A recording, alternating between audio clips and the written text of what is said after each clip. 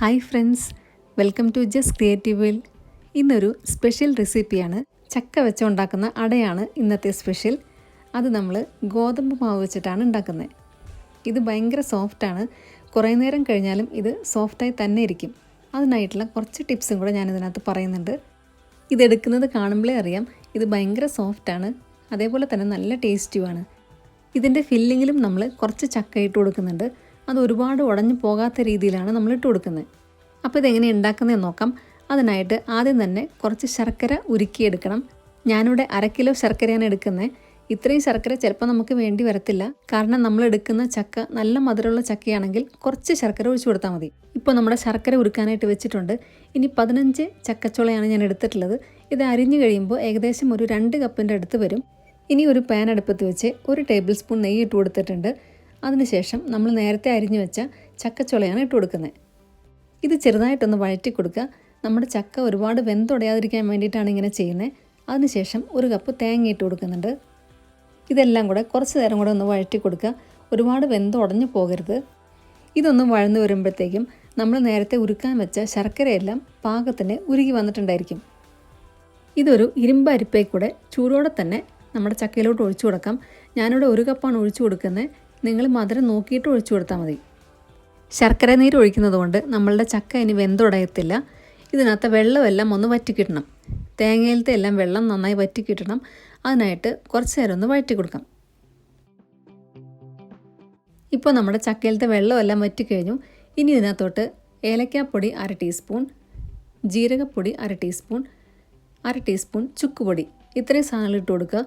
എന്നിട്ട് ഒന്നും കൂടെ ഒന്ന് വഴറ്റിയെടുക്കുക. ഇപ്പോൾ നമ്മുടെ ഫില്ലിങ് റെഡി ആയിട്ടുണ്ട്. ഇനി ഫ്ലെയിം ഓഫ് ചെയ്ത് ഇത് സൈഡിലോട്ടൊന്ന് മാറ്റി വയ്ക്കുക. ഇനി നമ്മൾക്ക് കുറച്ച് ചക്കയൊന്ന് അരച്ച് വേവിച്ചെടുക്കണം. അതായത് നമ്മൾ മാവ് കുഴയ്ക്കുമ്പോൾ നല്ല സോഫ്റ്റ് ആവാൻ വേണ്ടിയിട്ട് കുറച്ച് ചക്ക നമ്മൾ ചേർത്ത് കൊടുക്കുന്നുണ്ട്. അതിനായിട്ട് 10 ചക്കച്ചുള എടുത്ത് നല്ലപോലെ ഒന്ന് അരച്ചെടുത്തിട്ടുണ്ട്. അതിനുശേഷം ഒരു പാൻ അടുപ്പത്ത് വെച്ച് 1 ടേബിൾ സ്പൂൺ നെയ്യ് ഒഴിച്ചു കൊടുക്കുക. എന്നിട്ട് നമ്മൾ അരച്ച ചക്കയും കൂടി ഇതിനകത്തോട്ട് ഒഴിച്ചു കൊടുക്കുക. അത് ഒഴിച്ചു കൊടുക്കുമ്പോൾ കയ്യിലോട്ടൊക്കെ തെറിക്കാൻ ചാൻസ് ഉണ്ട്. അതുകൊണ്ട് കുറച്ച് വലിയൊരു പാത്രം എടുക്കുന്നതാണ് നല്ലത്. ഇത് ഒഴിച്ച ഉടനെ തന്നെ ഇളക്കിക്കൊണ്ടിരിക്കണം, അല്ലെങ്കിൽ ചിലപ്പോൾ അത് അടുക്കി പിടിക്കാൻ ചാൻസ് ഉണ്ട്.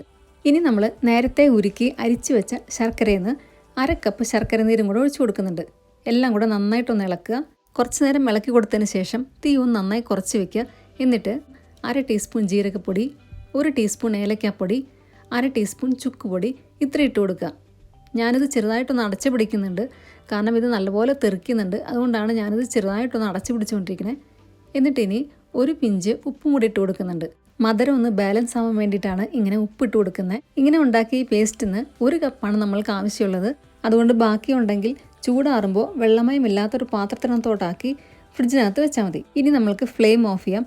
എന്നിട്ട് 2 കപ്പ് ഗോതമ്പ് പൊടി ഒരു പാത്രത്തിനകത്തോട്ടിട്ട് 2 ടേബിൾ സ്പൂൺ ഉരുക്കിയ നെയ്യും കൂടെ ഒഴിച്ചു കൊടുക്കുക.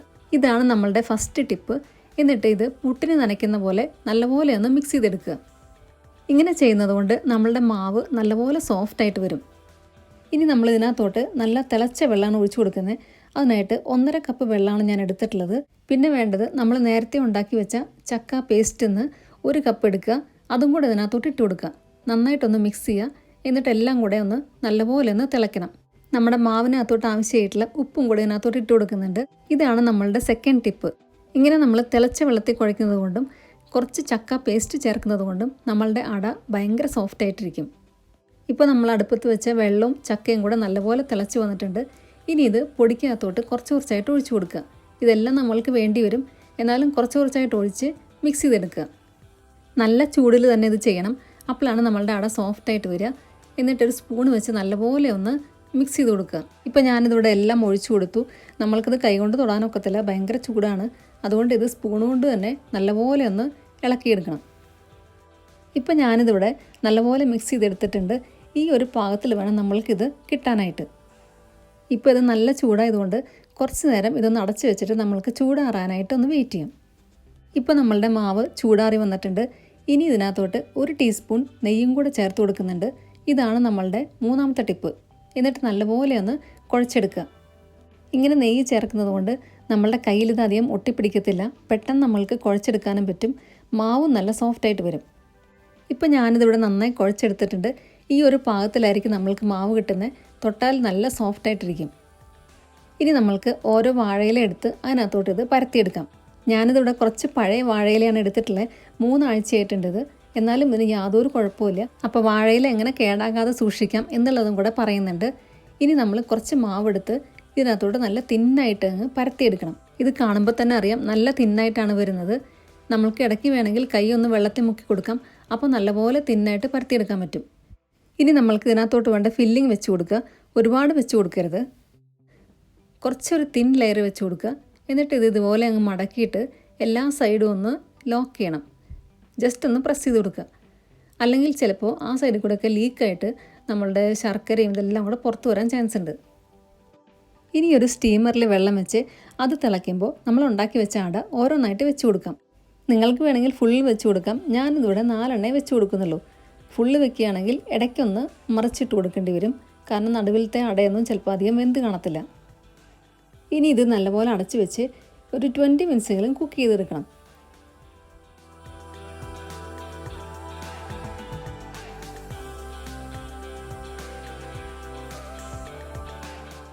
ഇപ്പോൾ നമ്മളുടെ അടയെല്ലാം വെന്ത് കഴിഞ്ഞു.